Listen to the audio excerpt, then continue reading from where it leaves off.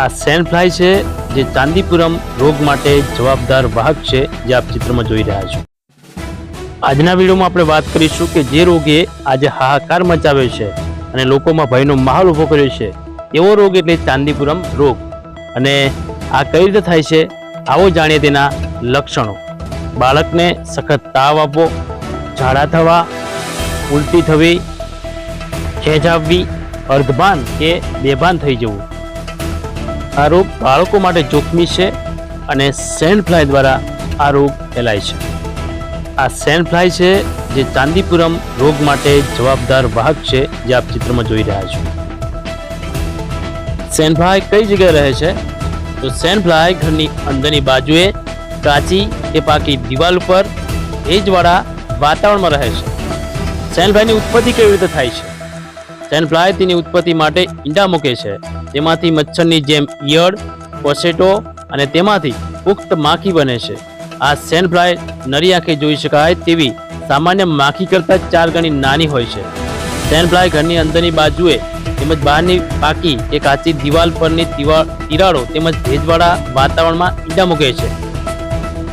ગ્રામ્ય વિસ્તારોના ઘરોમાં, ખાસ કરીને ગાર અને લીંપણવાળા ઘરોમાં દિવાલની તિરાડો તેમજ દિવાલમાં રહેલા નાના છિદ્રોમાં વસવાટ કરે છે। આ વાયરલ ઇન્ફેક્શનનો પ્રથમ કિસ્સો 1965માં મહારાષ્ટ્રના નાગપુર જિલ્લાના ચંદીપુર ગામે નોંધાયો હતો, જેથી તે ચંદીપુરા વાયરસ તરીકે ઓળખાય છે। ગુજરાતમાં મુખ્યત્વે મધ્ય ગુજરાતના જિલ્લાઓ જેવા કે વડોદરા, છોટાઉદેપુર, પંચમહાલ, દાહોદ અને મહીસાગર જિલ્લાઓમાં ચંદીપુરા વાયરસના કેસો નોંધાયા છે। ચંદીપુરા વાયરસના ફેલાવા માટે સેન્ડ ફ્લાય વાહક જવાબદાર છે।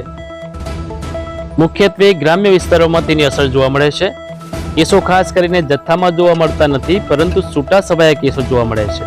9 માસથી લઈને 14 વર્ષના બાળકોને જોખમ રહે છે અને જેનો વાહક સેન્ડ ફ્લાય છે। અગાઉ જોયું તેમ ટૂંકા ગાળાનો હાઈ ગ્રેડ ફીવર, ઝાડા ઉલટી, માથું દુખવું, અર્ધભાન અવસ્થા, ખેંચ આવવી અને લક્ષણોની શરૂઆત થયા બાદ 48 થી 72 કલાકમાં મૃત્યુ થવાની શક્યતા પણ આ કેસમાં રહેલી છે। ઇન્ફેક્શનનો ફેલાવો કંઈક આ રીતે જોવા મળે છે, જે આપ દ્રશ્યોમાં જુઓ છો તે રીતે ત્વચા લાલ થઈ જાય છે। ઇન્ફેક્શનનો ફેલાવો કંઈક આ રીતે થાય છે। સેન્ડ ફ્લાયથી માણસ અને માણસથી એડલ્ટ સુધી આમ ઇન્ફેક્શન ફેલાતું રહે છે। સેન્ડ ફ્લાયનું નિયંત્રણ કેવી રીતે કરવું, તો કેટલીક જંતુનાશક દવાઓનો ઉપયોગ કરવો જોઈએ।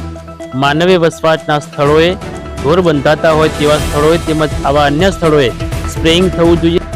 ઘરમાં તેમજ આસપાસની જગ્યામાં 5% મેલેથિયોન ડસ્ટિંગ થવું જોઈએ।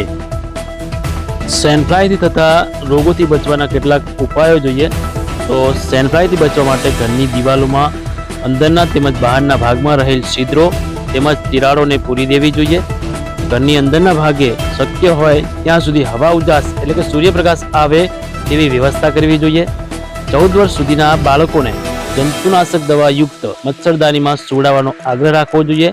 બાળકોને શક્ય હોય ત્યાં સુધી ખુલ્લા શરીરે ઘરની બહાર આંગણામાં રમવા દેવા જોઈએ નહીં।